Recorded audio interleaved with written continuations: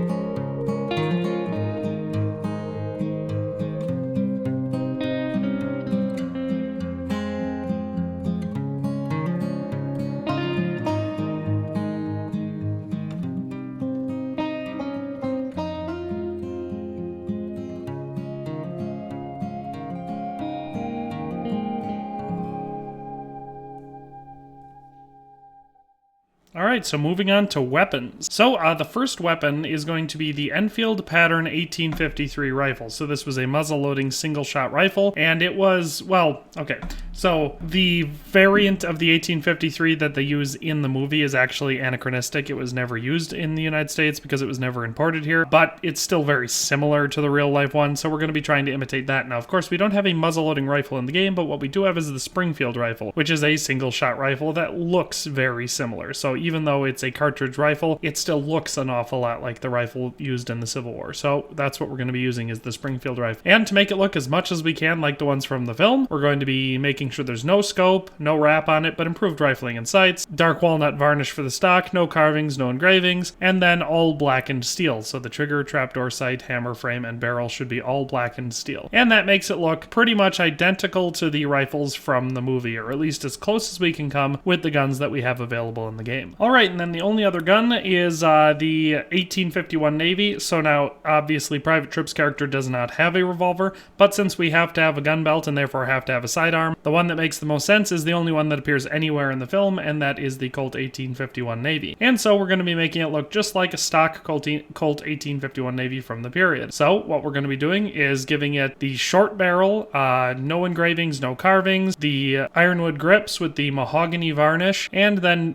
we're going going to make the metals look just like they do here. So we're going to be trying to imitate the color case hardened look of the stock revolvers. So it's going to be black and steel for the barrel. The cylinder should be blue so that it's significantly darker than the barrel. The frame and hammer should be brown steel. The frame to imitate the color case hardened, and the hammer because it's approximately the same color as the frame in the film and on historical examples. And then the trigger guard should be brass, and the trigger should be blued steel. And that's how you make the handgun for this outfit. Even though, like I said, obviously the character in the movie didn't have a handgun, we have to have one, and this one makes the most sense. So here we have the outfit, and now you may be able to tell that for the outfit, it's not perfect because we can't, we don't have an accurate Civil War Union blouse in the game, but we came pretty close, and I actually really like the way this turned out. So basically, it's just our best attempt at making a Union Civil War uniform on Denzel Washington. So I think it looks pretty good, but let's go through the items that make up this outfit. So starting us off, we have the blue variant of the Union cap. Then for a coat, we have the closest we can come to a blue Union blouse, and I think that's the blue hunter jacket. That's 8th variant. Then for our shirt, we're going to try to complete that closed look of the blouse as best we can by having the blue work shirt, so the 5th variant of the work shirt. Then for the belt buckle, we're going to want to imitate these Civil War style US belt buckles as best we can, and they were just a gold oval that said US. Now obviously we don't have one like that, but any of the bounty hunter belt buckles work because they're the right shape and color. For weapon equipment, I think the agency gun belt is the best choice since it's stock and looks at least somewhat like the standard issue military gun belts from the time would be. Obviously they wouldn't be drop leg holsters, but this still comes pretty close. And then as an option, we have the bandolier, so I went with a Higgins bandolier. Now obviously they did not wear this style of bandolier in the movie or in the Civil War, but they do have straps going across their chest, one for an ammo pouch, and the other one I believe was for their rucksack. It's hard for me to say, but it goes across their chest. It's a plain black belt. I went with the bandolier. You could use this, and if you do use one, I think this one works the best, or you can just be satisfied with having a long arm rifle slung over your shoulder because that will give you the strap going across your chest. Either way, you do want it as a detail because it helps with the uniform, but it's up to you which one of them you want to use. For the pants, we want to use these light blue clerk pants because as was standard issue for Union infantry during the Civil War,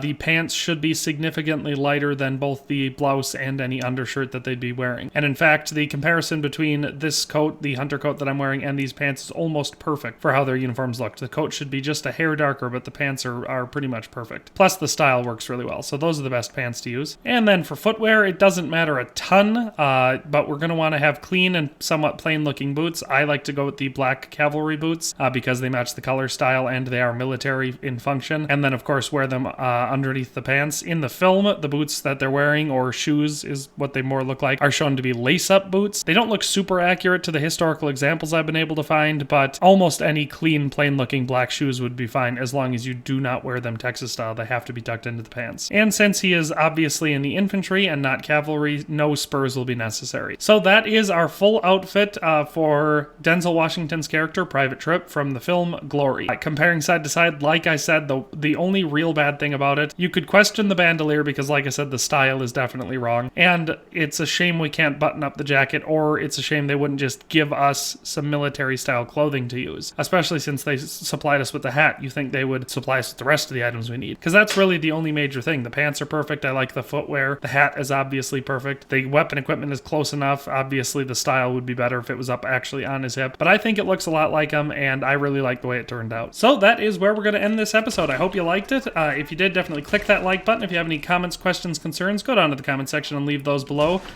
namely suggestions for future videos, because that's my favorite comments to read. And of course, lastly, if you like this content and haven't already subscribed to the channel, please do so now by clicking that red subscribe button and ringing the notification bell so you can stay up to date on everything I release here. But with all that in mind, thanks a ton for watching, and have a nice day, and we'll see you next time. Thanks for watching another Dare to Game video. If you liked this video, please leave a like and a comment. If you haven't already, be sure to subscribe to the channel. If you like my content and would like to support this channel, consider becoming a member today for as little as $1.99 a month. It makes a huge difference. But in any case, thanks for watching and have a nice day. I'll see you next time.